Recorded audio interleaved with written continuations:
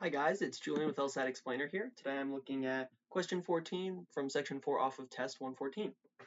So this says, reducing speed limits neither saves lives nor protects the environment.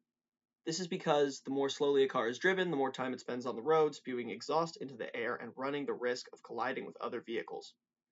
The argument's reasoning is flawed because the argument does which of the following. Okay, so a few things jump out to me right away as sort of unintuitive about this.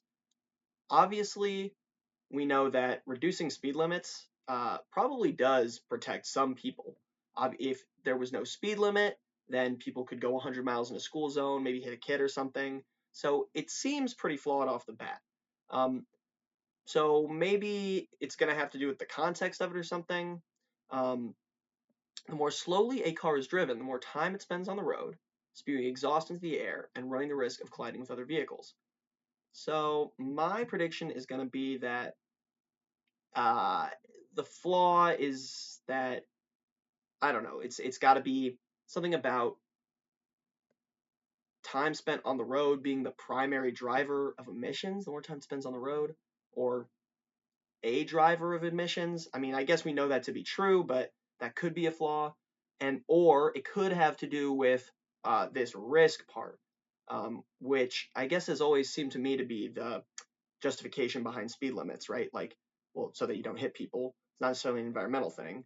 Um, so maybe that's sort of a trap here, but it says running the risk of colliding with other vehicles. So maybe one of the other possibilities could be something like um, assumes without providing justification that the only thing that or that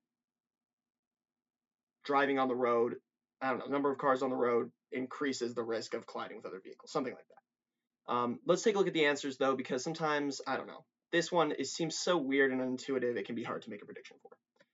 Uh, neglects the fact that some motorists completely ignore the speed limits. I don't. I mean, does it neglect that fact? It says reducing speed limits neither saves lives nor protects the environment. Some motorists ignore speed limits as they are. You can make a speed limit of 100 miles an hour on every street, and some motorists would still neglect it.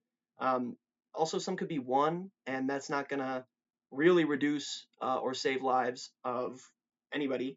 It's not going to have a huge impact. So I'm not sure this is the right answer. Ignores the possibility of benefits from lowering speed limits other than environmental and safety benefits. Well, it's not pertaining to other benefits. All the claim is just that reducing speed limits neither saves lives nor protects the environment. So this is terrible. Fails to consider that if speed limits are reduced, increased driving times will increase the number of cars on the road at any given time.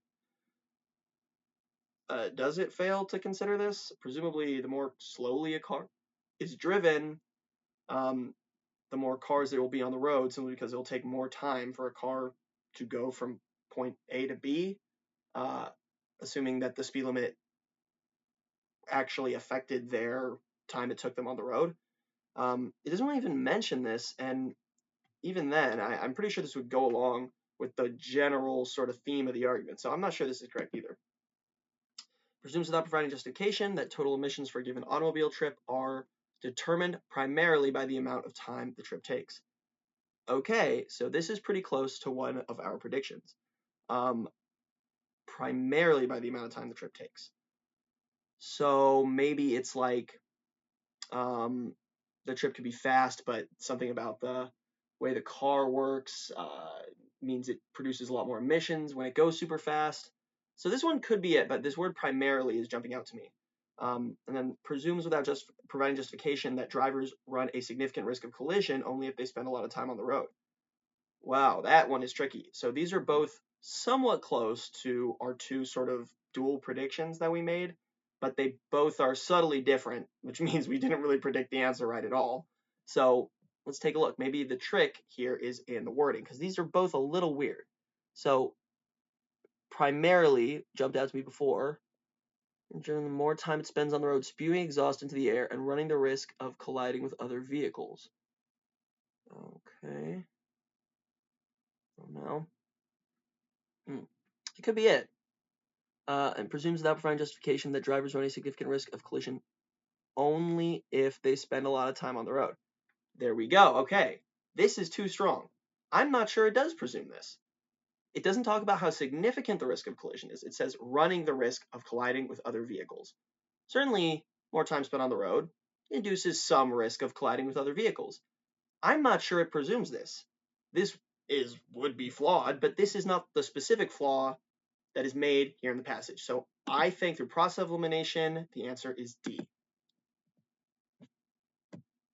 Check answer. Hey, okay. There we go, guys. Thank you so much for the people who have been leaving positive feedback. I really appreciate it. And yeah, I'll hopefully upload a few more of these moving forward in the week. Like I said, I really appreciate all the kind words, and I hope these are helpful to other people. So yeah, have a good one, guys.